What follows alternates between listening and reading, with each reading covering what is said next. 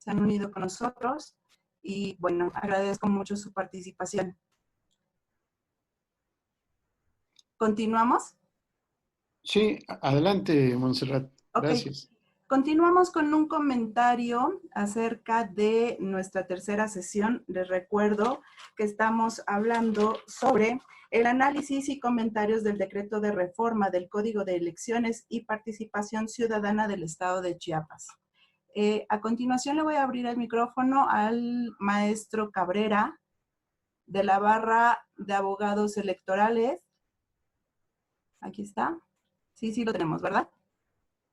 Que tiene un comentario muy interesante.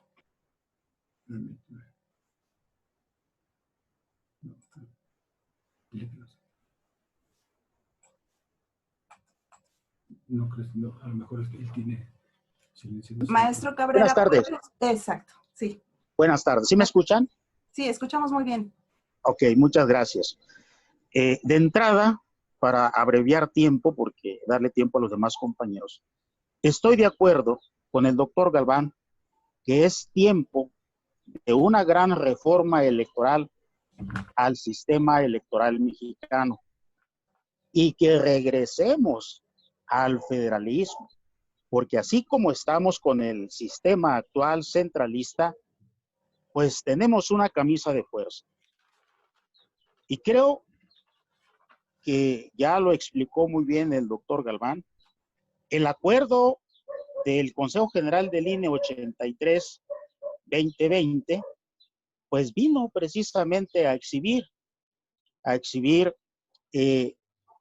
esta violación a la Constitución y a la ley para hacer uso de la facultad de atracción y suspender las etapas de un proceso electoral que pues no tenía precisamente esa facultad.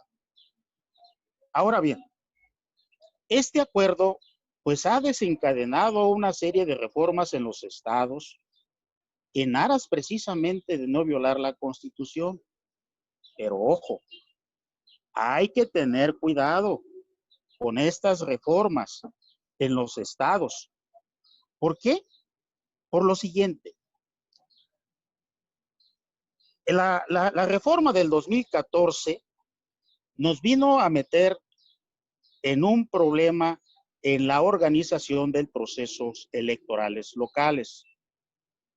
Porque el INE tiene facultades en las actividades sustantivas de las etapas de la preparación de la elección y de la jornada electoral. Esta reforma también dio origen a que hubiera, como ya lo dijo el doctor Galván, un solo día para las elecciones federales y locales el primer domingo de junio del año que corresponda. Pero dejó a la discrecionalidad de las entidades federativas el inicio de los procesos electorales locales, porque estos tienen elecciones diferentes en algunos estados. Por ejemplo, para este proceso electoral, en Guerrero, tenemos elección para gobernador, diputados y ayuntamientos. En el caso de Chiapas, tienen elecciones de diputados y ayuntamientos nada más. También esta reforma político-electoral creó la mesa directiva de casilla única. Todo esto obliga a la coordinación entre el INE y los institutos electorales locales, a los llamados soples, la firma de un convenio general. Bajo estas premisas, es necesario que para que cuando haya una reforma en los estados de los institutos electorales locales, haya también un ajuste de parte del INE para ajustar precisamente la etapa de la preparación electoral. Por ejemplo, el INE tiene elección federal. Su tiempo de precampañas y campañas es más corto. Hay algunos estados que tenemos elecciones en los estados de gobernador, como ya lo dije, ayuntamientos y diputados, y otros, como el de Chiapas, nada más de diputados y ayuntamientos.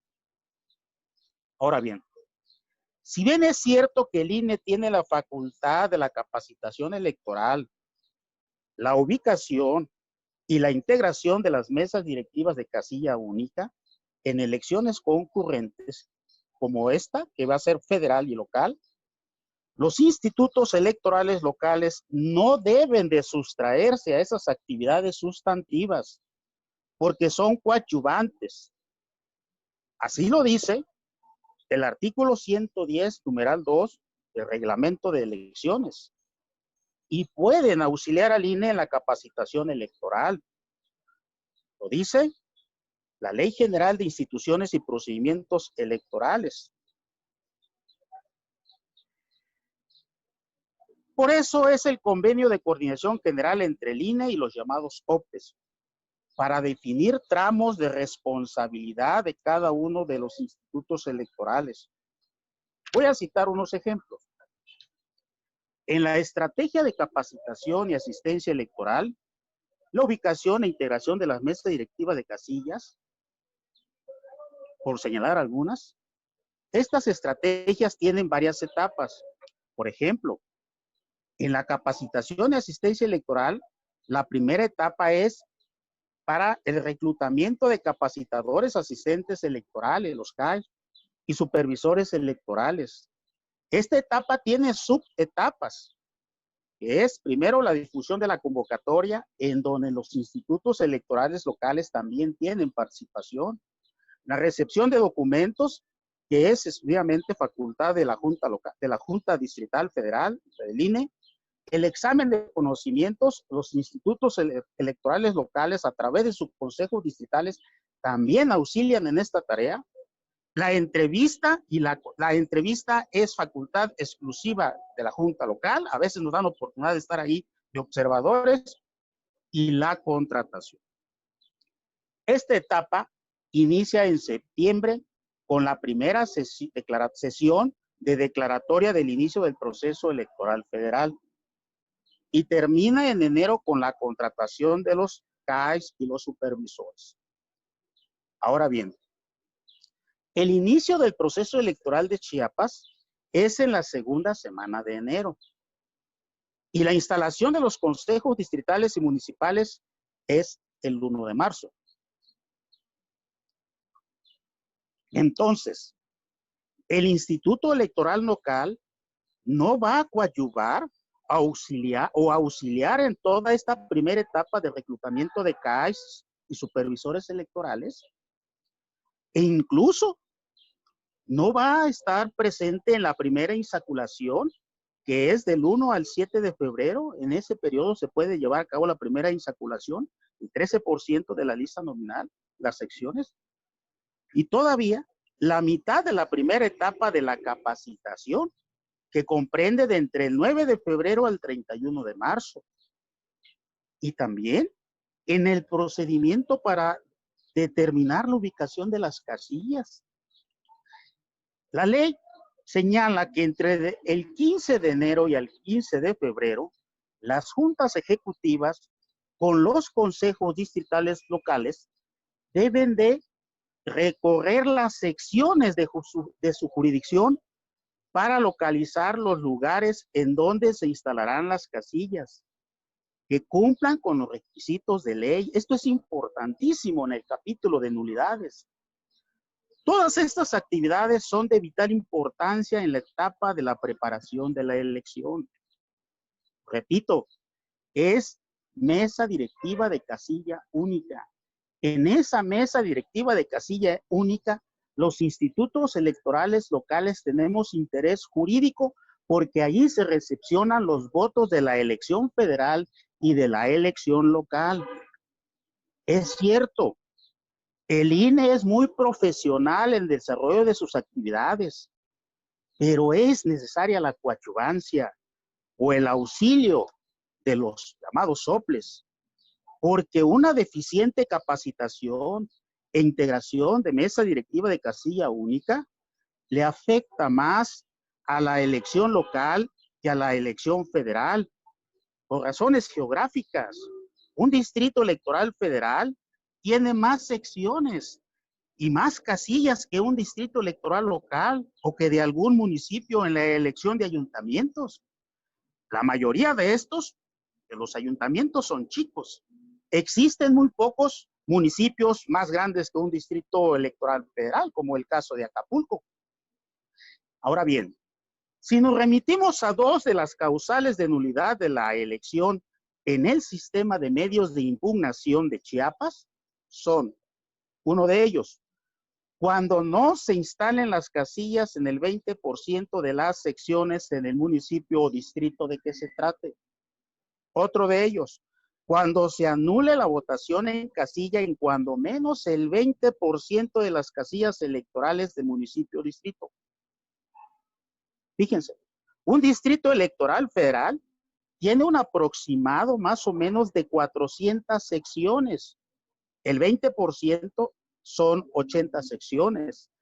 La mayoría de los municipios tiene aproximadamente entre el 20 o 30 secciones. El 20% estaríamos hablando de 4 a 6 secciones. Yo, por ejemplo, en mi distrito, tengo un municipio de Mochitlán que tiene 12 secciones, 19 casillas. Es decir, por estas dos causales de nulidad, es más probable que se anule una elección de ayuntamiento que una elección de diputado federal. Digo, está bien, pero debe de haber coordinación porque nos puede afectar nosotros en la jornada electoral. El día de la jornada electoral tenemos problemas en el llenado de actas de la jornada electoral y del escrutinio y cómputo, y eso nos va a repercutir en la sesión de cómputo distrital. Muchas gracias. Ya terminé. No escucho. Gracias, Francisco. Sí, muchas gracias. Mira, yo creo que no debemos perder de vista que los consejos generales de los institutos electorales locales son permanentes. Sí, lo que se va a instalar hasta el 1 de marzo son los consejos distritales y los municipales. De tal suerte, sí habrá mucho trabajo y sí participará el instituto local. Habrá que hacer ajuste de tiempo. Pero por otra parte, el Consejo General del Instituto Nacional Electoral puede delegar todas las facultades que le ha otorgado el Poder Revisor Permanente de la Constitución en materia electoral local, previsto en el inciso A del apartado B de la base quinta del artículo 41 constitucional, párrafo tercero. Así está previsto casi al final de ese mismo apartado B, en el inciso B, delegar en dichos órganos electorales, pero en fin, el problema fundamental, también lo planteaste al principio, Francisco, es volver al federalismo electoral. Dejemos que los institutos electorales de cada estado hagan su tarea. El Instituto Nacional es inconstitucional. Si hay un Estado federal y hay poderes federales, órganos con autonomía constitucional de carácter federal, no nacional como es el Instituto Nacional, deben ser federales. Y al ser federales, cada uno hace la tarea en el ámbito de su competencia. Y tanto la integración de mesas directivas de casilla como la ubicación de cada una de ellas, en realidad solo es una ratificación periódica. Los cambios son pocos, tanto de personas como de lugares, y esto lo puede hacer con mayor facilidad el instituto local. ¿Por qué? Porque conoce su estado, porque tiene sus institutos, sus consejos, distritales y municipales. De tal suerte que habiendo esta coordinación, habiendo estas juntas que son permanentes, el trabajo se puede hacer sin ningún problema durante todo el tiempo y formalizar lo que sea necesario en la etapa preparatoria de la elección. El verdadero problema es volver al federalismo electoral.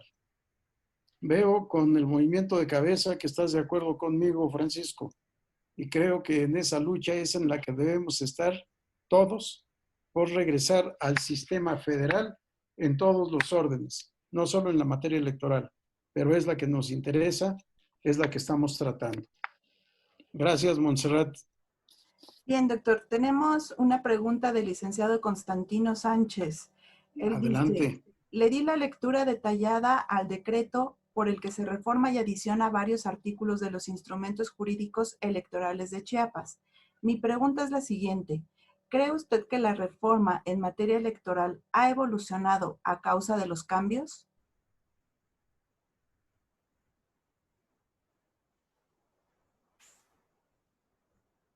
Creo, Ya. ya, sí. No entendí bien la pregunta de si ha habido evolución del sistema electoral a partir de las reformas. Así es. Si la pregunta es así, la respuesta es positiva. Por supuesto que hemos modificado nuestro sistema electoral a partir de las reformas. Pero también es cierto que no todo es cambio. Ni es un cambio de un momento a otro, ni son cambios totales. La integración tradicional de la mesa directiva de Casilla con un presidente, un secretario y 2 escrutadores está previsto en la Constitución de Cádiz de 1812, que estuvo vigente en México. Y así es como hemos tenido nuestra mesa directiva de casilla tradicional.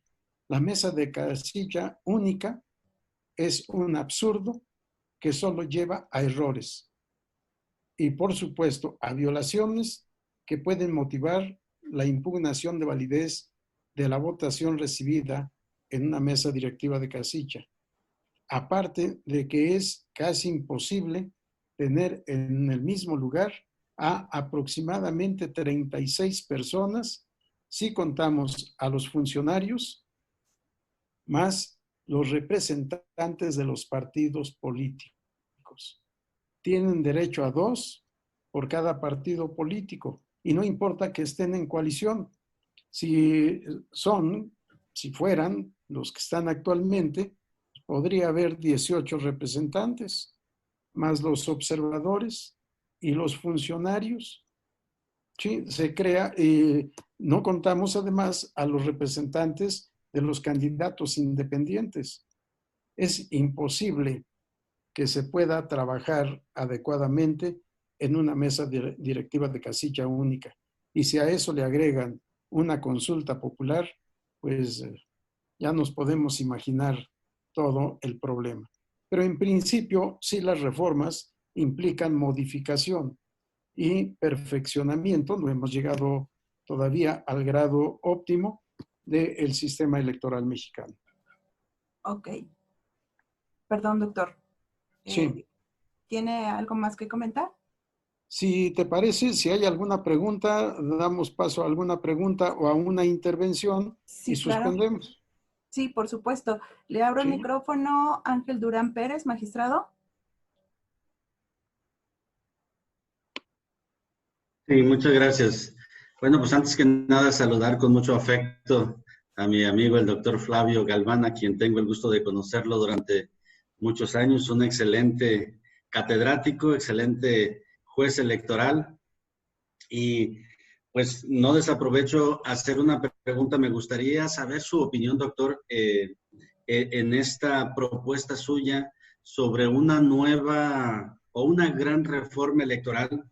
He visto de manera muy constante, pues básicamente en todos los estados de la República Mexicana, donde hay un cierto alejamiento entre sociedad y partidos políticos, muchas quejas en razón de que el sistema de partidos políticos no cumple sus promesas de campaña, sobre todo cuando ya está en el poder.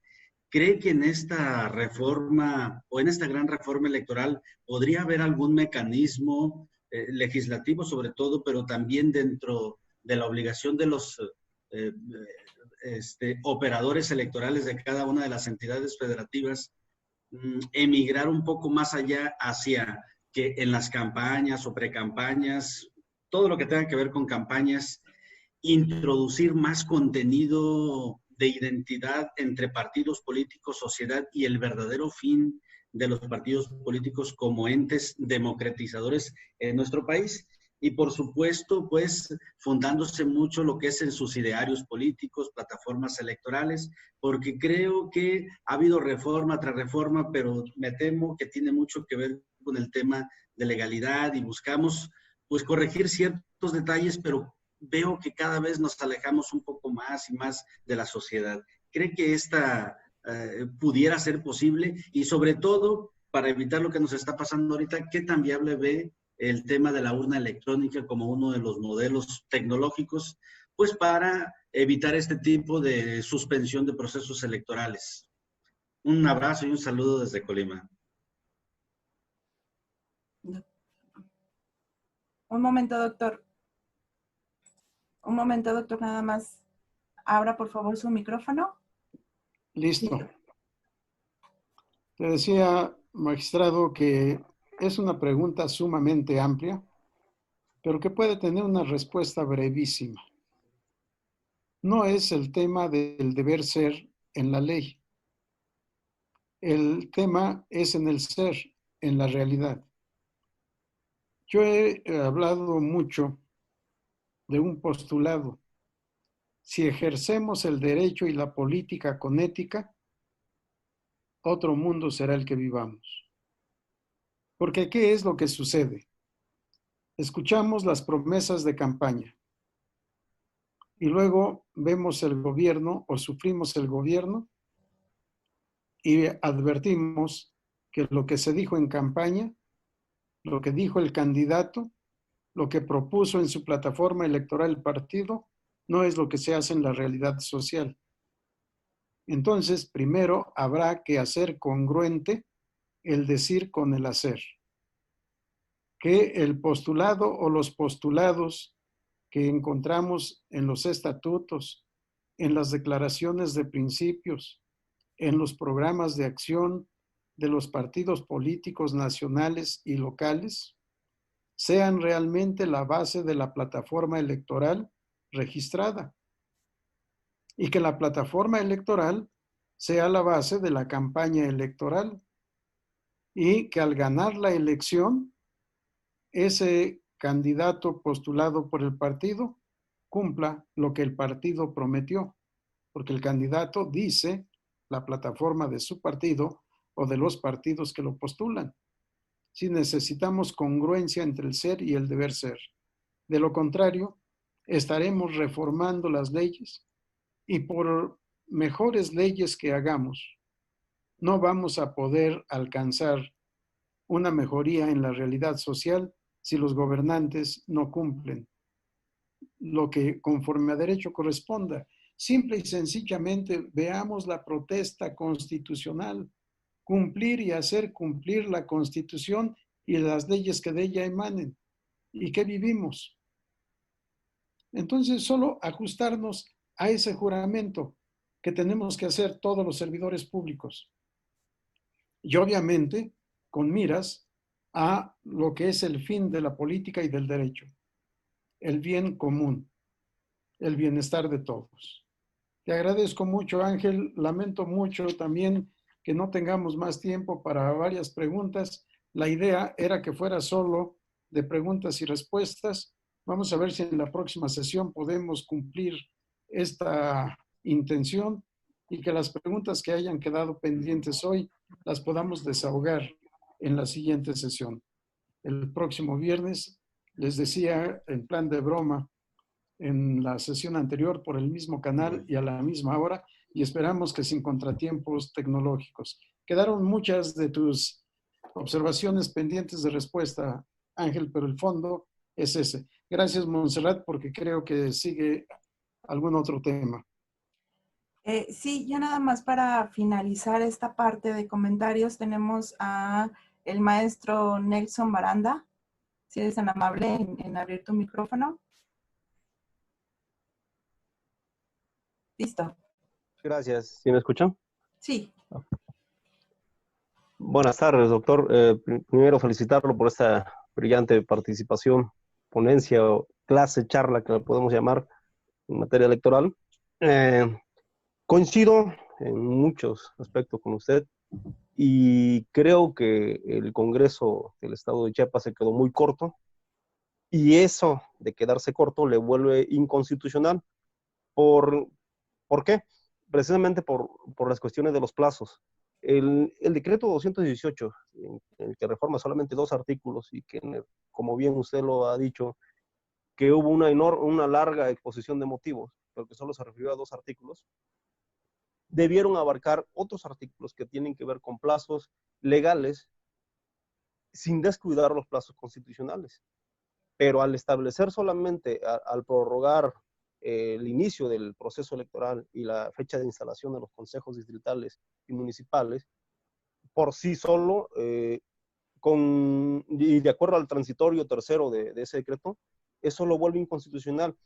¿Por qué? Porque el tercero transitorio del decreto 218, el Congreso del Estado mandata al Consejo General del Instituto Electoral y de Participación Ciudadana del Estado de Chiapas, para efecto de que ellos, dice, puedan ajustar los plazos para la debida ejecución de las actividades del proceso electoral. Sin embargo, se olvidaron precisamente de plazos constitucionales, que esos no se pueden ajustar, o sea, están ya previstos por la Constitución, como lo que usted bien señaló, artículo 116, fracción cuarta, inciso J, en el que establece exactamente que las campañas para la elección de gobernador deben ser mínimos de 60 a 90 días, o bien para diputados y ayuntamientos entre 30 a 60 días. En la legislación electoral del Estado de Chiapas, plazo que no cambió también, ellos tienen alrededor de 32 días para ayuntamientos y 63 días, algo así, para gobernador. Entonces, esos plazos se tienen que ajustar, lo cual implica que cuando se instalen los consejos distritales con esta reforma, que es que lo mandatan para el 1 de marzo, en el 1 de marzo, y contando con los 60 días o 30 días antes de que inicie la jornada electoral, que tampoco se puede cambiar como plazo constitucional, que es el 1 de junio, entonces prácticamente los consejos distritales y municipales van a estar muy saturados, se van a descuidar otras actividades porque tienen que empezar ya a registrar las candidaturas y tienen que proveer todo lo que tenga que ver con la campaña electoral que ya está establecida en la Constitución, ¿no? Ante esa situación considero que sí es inconstitucional el decreto. Es cuanto, doctor, y felicitaciones. Ya tiene audio, doctor. Sí, gracias. Gracias, Nelson. No, en la Constitución no hay fechas. Hay plazos máximos y mínimos, refiriéndonos al tema local. Mínimo 60 días, máximo 90 en la elección general, y la de diputados y ayuntamientos tenemos también mínimo 30, máximo 60.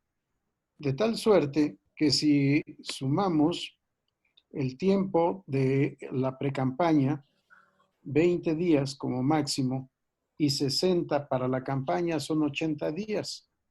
Reitero, el Consejo General es permanente y el Instituto Local es permanente. De enero a fin de mayo hay 150 días, de tal manera que se pueden hacer los ajustes correspondientes. El hecho de que esté la disposición en un artículo transitorio para ajuste de plazos y fechas, para mí no lo vuelve inconstitucional. La misma disposición vamos a encontrar en el Código Electoral, me parece que su título es Ley Electoral del Estado de Sinaloa, nada más que en el contexto de la propia ley, que se le concede al Consejo General la facultad de hacer ajuste de plazos y de fechas. Si como no hay fechas exactas en la Constitución Federal y solo estos 2 plazos para campaña y precampaña, y se están respetando, para mí no hay la inconstitucionalidad que dices, Nelson.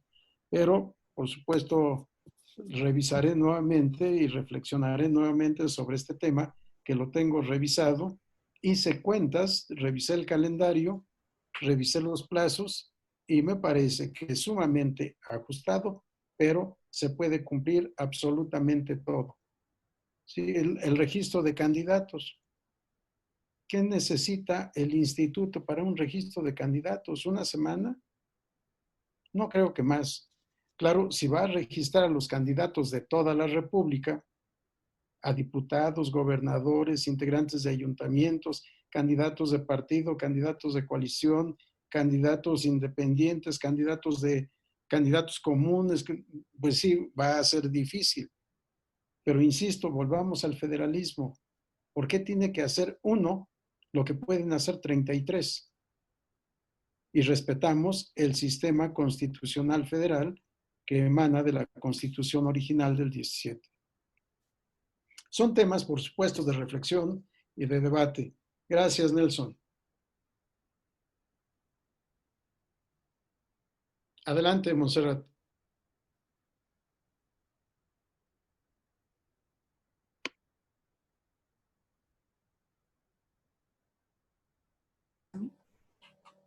Sí.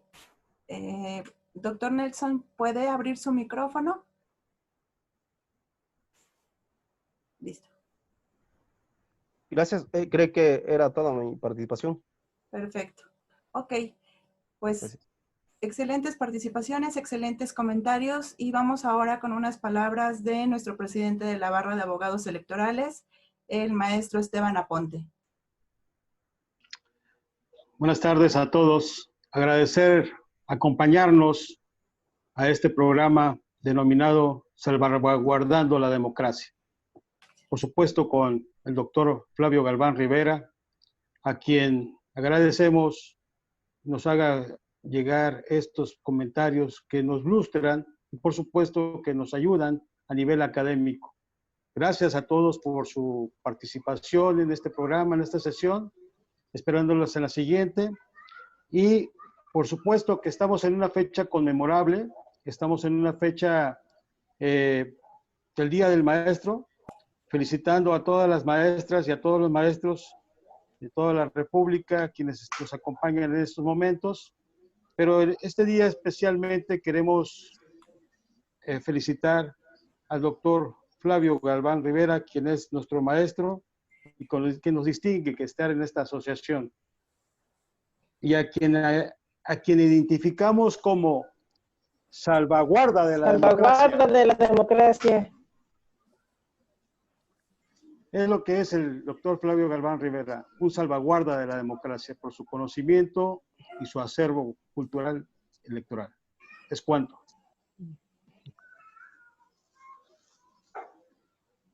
Aquí está, mira. Gracias, presidente. Gracias a todos mis amigos. No pude contestar los mensajes que me mandaron por el sistema chat de Durango, Chiapas, Colima, Nuevo León, de muchos estados de la República. Saben que los llevo en mi corazón, somos amigos y este es un valor fundamental. Gracias, presidente Esteban Aponte, por estas palabras. Realmente no hago sino cumplir un deber que me apasiona. Para mí es una pasión la actividad académica y por eso es que no la he dejado, no obstante los 44 años que han pasado. Es para mí un honor estar con ustedes, recibir sus comentarios, recibir sus diferencias, pero sobre todo recibir la generosidad de su atención.